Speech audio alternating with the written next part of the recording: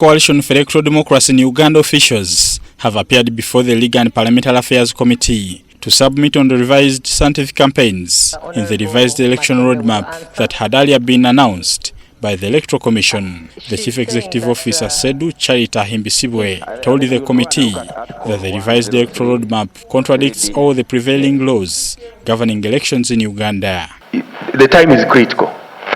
The time is critical, and I think we actually just need to...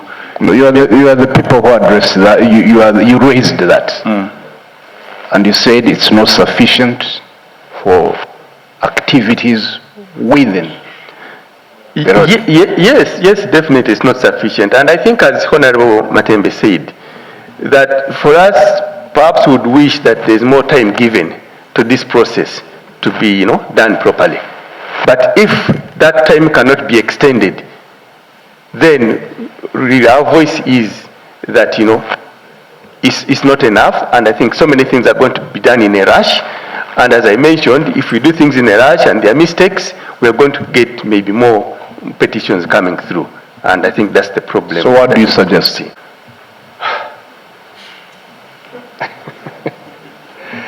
I don't know. That we come up with a bill, which bill will address the controversies that are standing right now, because the roadmap is illegal, it is true. If it is challenged in a court of law, it is illegal.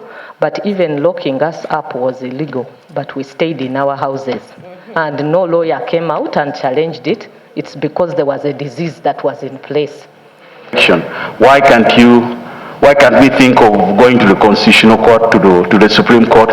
We get an answer about some of these uncertainties, so that otherwise our fear as legislators is that at the end of the day, after all the expense, after all these billions of money given. She says the country needs COVID-19 Special Election Bill to harmonize bills including Presidential Elections Act, Parliamentary Elections Act, Political Parties Elections Act, Electoral Commission Act, Penal Code, which all allow for open mass campaigns to candidates. Between health rights and political rights ahead of the 2021 general election.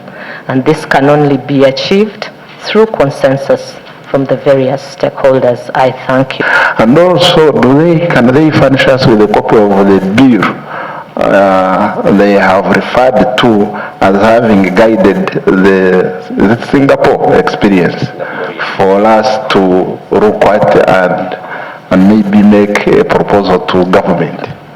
Elections being all-inclusive, participatory time is too short. And you are saying, the youth are saying, in whose favor is the 2021 elections?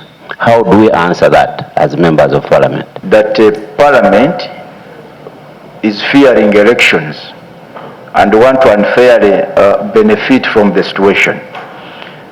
My concerns with CCEDU from their presentation is to request them to guide us from their experience and research.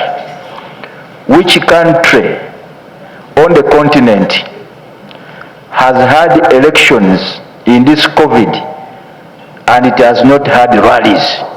Would rather elections in this condition is not a priority at all, because what difference would it make even to the people who are already impoverished by COVID? Himbisibwe told the committee that this bill can temporarily be used for only the 2021 general elections. Meanwhile, CCEDU indicates that the citizens they have contacted want the coming elections to be postponed. The coalition board chairperson Miriam Matembe said that government has underlooked the impact of COVID-19 on the country. The Secretary General CCEDU Robert Sempala raised fears that if at all the scientific elections go on, as pronounced by the Electoral Commission, the media will have challenges of giving equal opportunities to candidates for campaigns.